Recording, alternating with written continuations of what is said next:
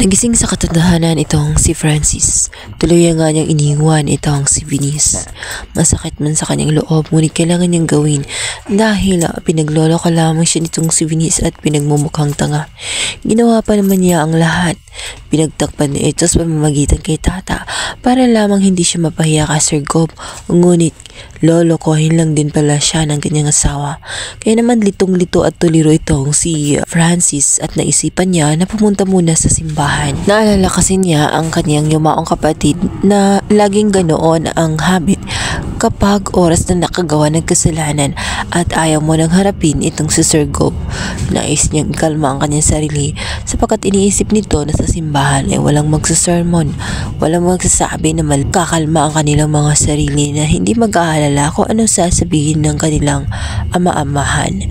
Dito nga ay nagdasal itong si Francis hanggang sa makita siya ng sakristan at tinawag ang nila sapagkat nahalata ng sakristan na siya nga ay lasing.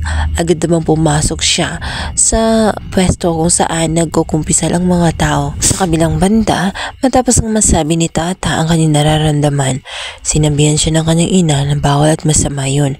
Litong-lito na rin itong si Tata sapagkat alam niyang bawal ang kanyang nararamdaman, lalo't ang taong kanyang napupusuan ay may asawa na. Ang hindi alam ng lahat ay hindi talaga totoong kasal itong si Venice at itong si Francis sapagkat si Venice ay kasal na sa iba. Kaya naman walang ibang pinayo ang kanyang ina kundi ang pumunta sa simbahan at ibulong na lamang sa Diyos ang kanyang nararamdaman. Mabigat ang kanyang nararamdaman at ang kanyang pinagdaraanan. Natitiyak ng kanyang ina na doon makikita niya ang mga kasagutan at malalaman din niya kung ano ang tamang solusyon sa kanyang problema. Sa kabilang banda, aksidente na mangumpisal nga itong si Tata. Ang akala niya ay pare ang kanyang kausap, ngunit magugulat siya sapagkat magsasasalita ito at aaminin na siya si Francis. Nagkamali siya, gulat na gulat siya sa kanyang mga nagawa sapagkat ngayon alam na ni Francis ang totoo niyang nararamdaman. Ilang na ilang itong si Tata at bigla na lamang umalis.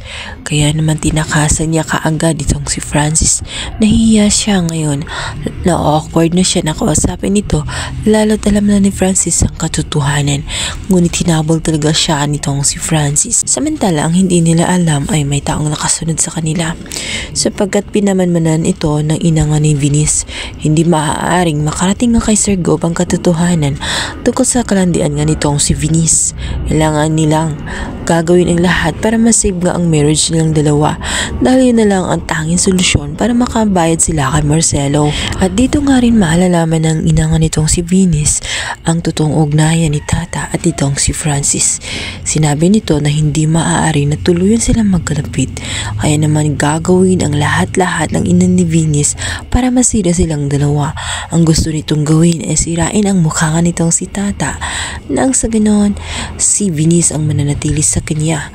Alam naman niya na takot din itong si Francis na ilahad ang katotohanan dahil ayaw nito na mapagalitan ni Sir Gob. Pakabangan natin guys kung mananatili kayang magpapanggapit ang si Tata dahil sa ayaw ni Francis na mabuko ang katotohanan na talagang sirang-sira na nga ang kanyang marriage at hindi na niya kayang isalba.